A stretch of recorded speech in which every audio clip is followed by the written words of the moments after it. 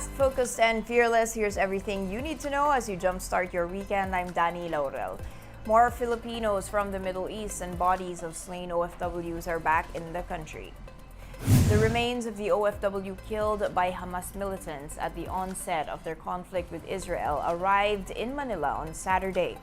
The body of Loretta Alacre was on board an Etihad flight from Tel Aviv, Israel. She will be taken to her home province in Negros Occidental later today. Meanwhile, 87 distressed OFWs along with 3 children returned to the Philippines from Saudi Arabia. They were received by DMW and OWA officials over at the Ninoy Aquino International Airport. They will be given financial assistance as well as medical and psychosocial support.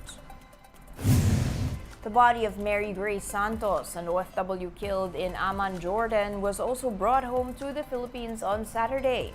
Santos was allegedly raped and killed by the son of her employer's caretaker earlier this month.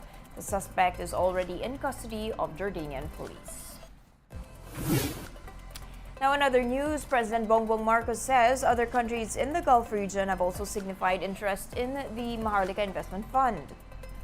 President Marcos had just returned home from the ASEAN Gulf Cooperation Council Summit in Riyadh, where he pitched the MIF.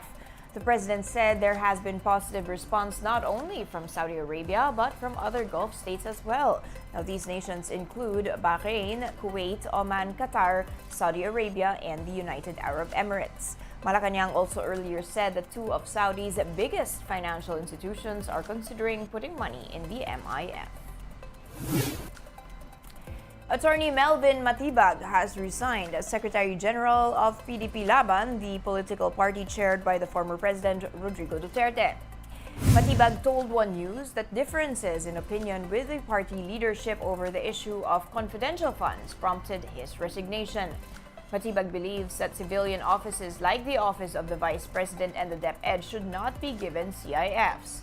The former President Duterte earlier defended his daughter VP Sara's request for confidential funds, saying it is for advocating the return of the mandatory ROTC. Matibag said despite these differences, there has been no internal issue among members of the party. There's really no confidential fund or intelligence funds allocated to the Office of the Vice President and other civil agencies like Department of Education, Department of Transportation, and other more agency like the Department of Trade and Industry. So yun yung position ko, and somehow baka some of the party mates did not accepted yung position ko. Baka kailangan siguro at give it to somebody else na who will agree to their position. And we'll be back with more stories after the break. Keep it here on One News.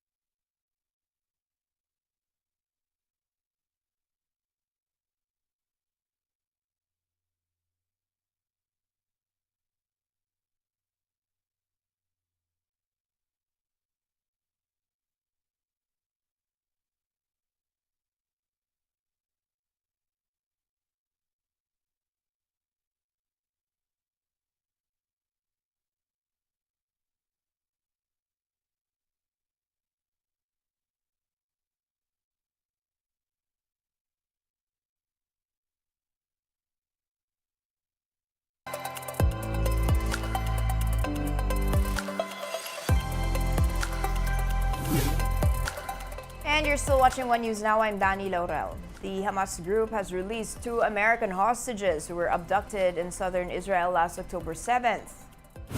Mother and daughter Judith and Natalie Raanan were taken from Nahal Oz kibbutz that was near the Gaza border while on their way to a military base in central Israel. They were the first hostages to be freed since Hamas burst into Israel nearly 2 weeks ago. A spokesman for Hamas's armed wing said the two were released in response to mediation efforts by Qatar. Meanwhile, the father and ex-husband of the two American hostages said he was able to speak with his daughter on the phone while she was with the Israeli Defense Forces. Families are now hoping for the release of more hostages being kept by Hamas. I've been waiting for this moment for a long time, for 2 weeks. I haven't been sleeping for 2 weeks. Tonight I'm going to sleep good. I spoke with my daughter. She was very happy and she's waiting to come home. Her mother has a little scratch on her hand, but she told me it's nothing. She's okay. I spoke earlier with President Biden. I thank him for his concern, for his helping with the release of them.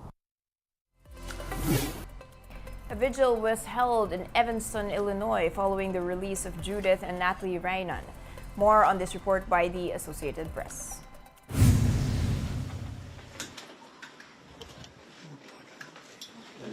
It is exactly 2 weeks to the day from when Hamas terrorists infiltrated Israel from Gaza and went from village to village, savaging, murdering little babies, little children, women, men,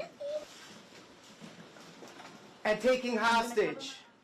One of those hostages, two of those hostages are from our community, Judith Raanan and her daughter Natalie. We've been praying. We've been hoping. We have waited for this day, and sure enough, today is a most celebratory day, a day that we could have only dreamt of. And Natalie and Judith were returned to Israel.